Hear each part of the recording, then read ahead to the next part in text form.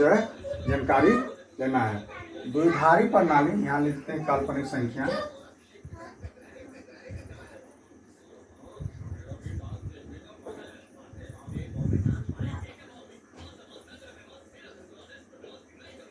काल्पनिक संख्या और तीसरा है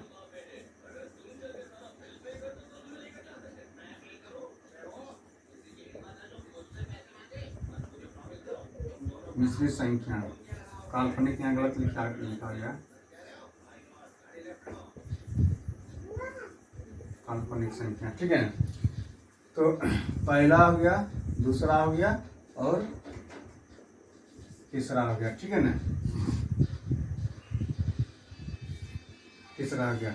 दशमलव प्रणाली 3 भाग में बांट दिया। फिर से बताइए, फिर से। हाँ दोस्तों, आज चलिए संख्या पत्ती के बारे में थोड़ा पढ़ते हैं। ठीक है ना, चलिए।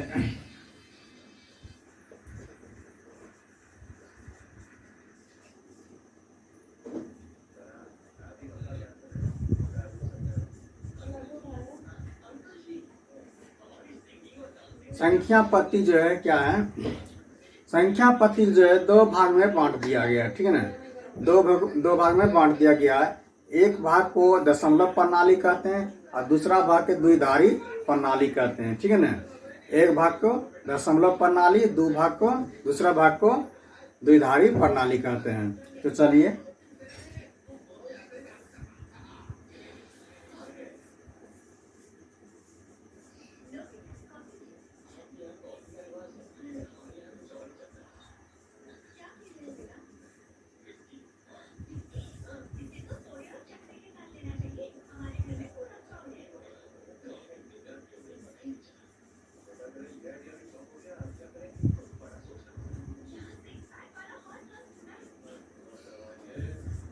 द्विधारी प्रणाली। ठीक है ना, संख्या पत्ती को दशमलव प्रणाली और द्विधारी प्रणाली में बांट दिया गया।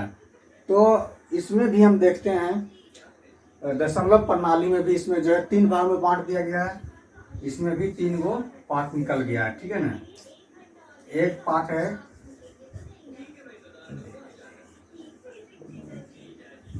वास्तविक संख्या के बारे में पढ़ना है, एक पार्ट में वास्तविक संख्या के बारे में पढ़ना है, और दूसरा में है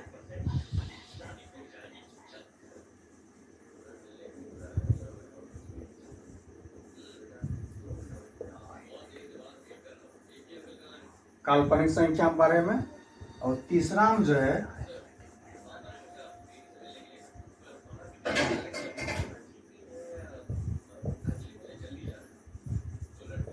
मिश्रित संख्या के बारे में पढ़ना है। ठीक है ना, तो ये जो है 3 पार्ट दशमलव प्रणाली में आ जाएगा। और आप चलते हैं द्विधारी प्रणाली में। द्विधारी प्रणाली जो है, इसमें जो है इसका आधार रहता है 2। ठीक है ना, इसमें आधार रहता है 2।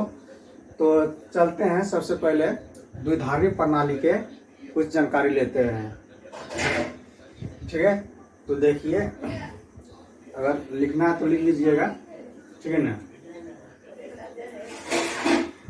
एक बार फिर से चलते हैं। संख्या पत्ती को 2 भाग में सबसे पहले हम बांट दिए हैं, दशमलव प्रणाली और द्विधारी प्रणाली। ठीक है ना, दशमलव प्रणाली में वास्तविक संख्या और काल्पनिक संख्या और मिश्रित संख्या, यानी ये संख्या के बारे में पढ़ना है। तो कौन कौन संख्या, वास्तविक संख्या, काल्पनिक संख्या और मिश्रित संख्या के बारे में पढ़ना है। ठीक है, तो सबसे पहले अभी हम पढ़ेंगे द्विधारी प्रणाली। ठीक है ना, द्विधारी प्रणाली में किस टाइप से क्वेश्चन आता है, इसके बारे में पढ़ते हैं।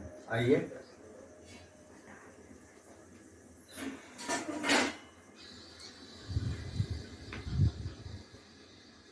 द्विधारी प्रणाली में जो हम बोले ना, इसमें जो है इसका आधार 2 रहता है। तो द्विधारी प्रणाली में देखिए, ये 32। ठीक है ना,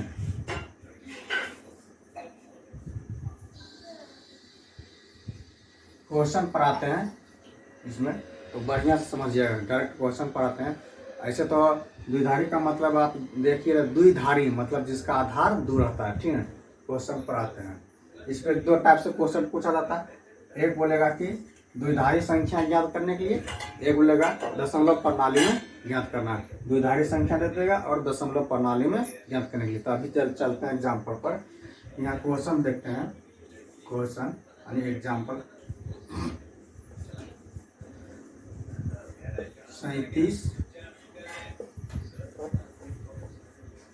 37 को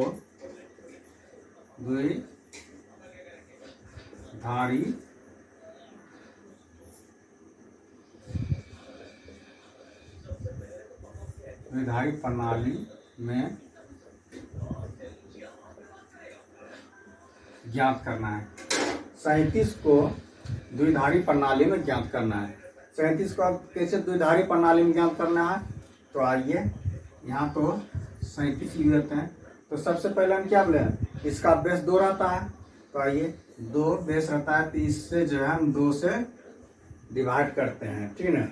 तो 2 से डिवाइड करते हैं, ये साइड लिखना है शेष, ठीक है ना, और भागफल बीच में लिखना है।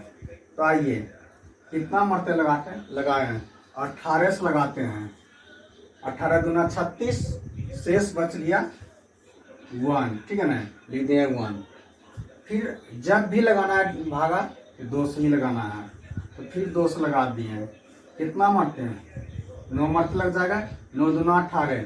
शेष कितना बचा, शेष 0 बच गया, शेष के ये साइड लिखना है, ठीक है ना।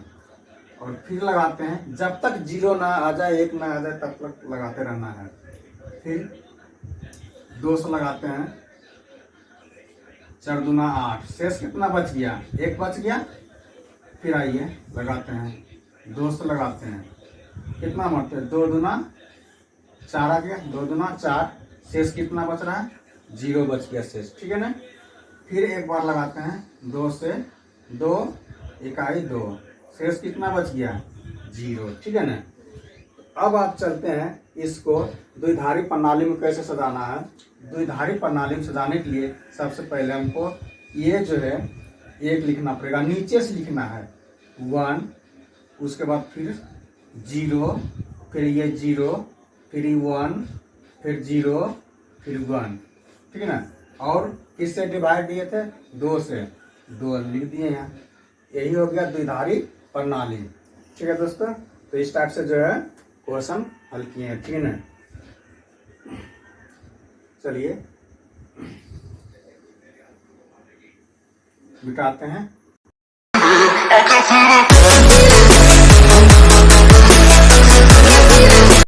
दूसरा क्वेश्चन चलते हैं। 25 को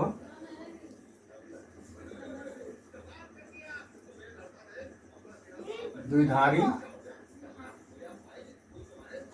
प्रणाली में